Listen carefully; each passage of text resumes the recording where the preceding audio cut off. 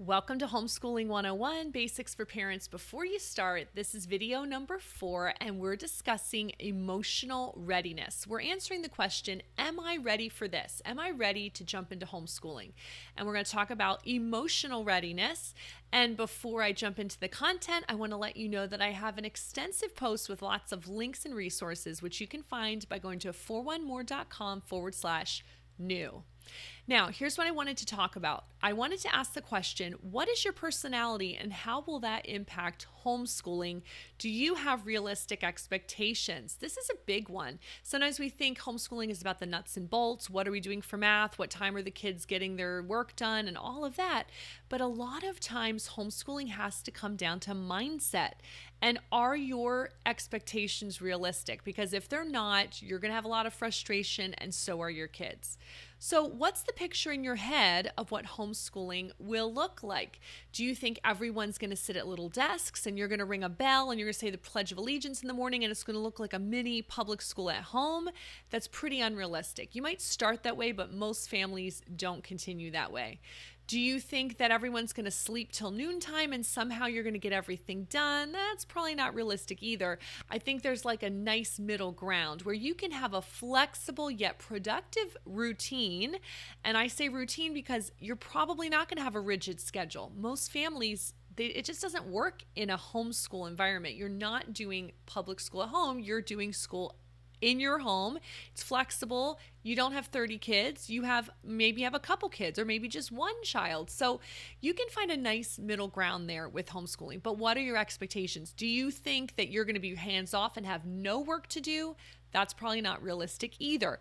But if you think you're doing school from 8 to 2 every day and you can't get anything else done, that's another extreme. So you have to be realistic. A lot of our pictures in our head are usually one end of the extreme or another, and they're not realistic. So probably it's going to be in the middle. It's probably going to not be what you think on either end.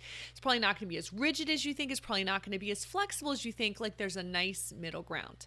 So I would read blogs, I would listen to podcasts, talk to your friends who have homeschooled, get online. There are lots of homeschool communities online where you can get a feel for what is a realistic expectation. Now, I want you to also consider your personality and your kids' personality. This is a really big one. However, if your kids are introverts already, going to school or being homeschooled is not going to change that. They are what they are. But you have to realize that you have to put self-care into the equation for both you and the kids. If your kids are social butterflies and they really need a lot of time with friends, I mean, there are tons of things you can do on a normal basis. You can join activities and groups and that kind of thing and have your kids be around other kids doing these fun things if they need a lot of friend time. Maybe your kids are introverts and they really love the idea of staying at home. That's fine too. And then for you as the mom, if you're an extrovert, being home with your kids all day, you might be feeling crazy. And I'm not saying homeschoolers never go out. That's a silly thing. Actually, homeschoolers are usually very invested in their community and very plugged in. But while you're doing your school with your kids, you might feel like, wow, I need some adult time. You got to work that in. I'm an introvert and homeschooling my 5 kids all day leaves me depleted. And so I need to work in my own self-care. When we're done school, my kids know not to bother me. I go do my hobbies, work on what I'm working on, and it fills me up. So consider your personality and what you need to work in for self-care. And then finally, I want you to know that perfection is not required. I hear from so many people, I could never homeschool. I'm not patient enough. Well, can I tell you that I'm not patient enough to homeschool? No one is. Perfection is not required. You do have to learn to be more flexible, and I'm going to tell you it's going to be a character building opportunity for everyone, for your kids and for yourself. So you don't have to be perfect to start homeschooling. It doesn't have to be a perfect situation. It's never going to be perfect.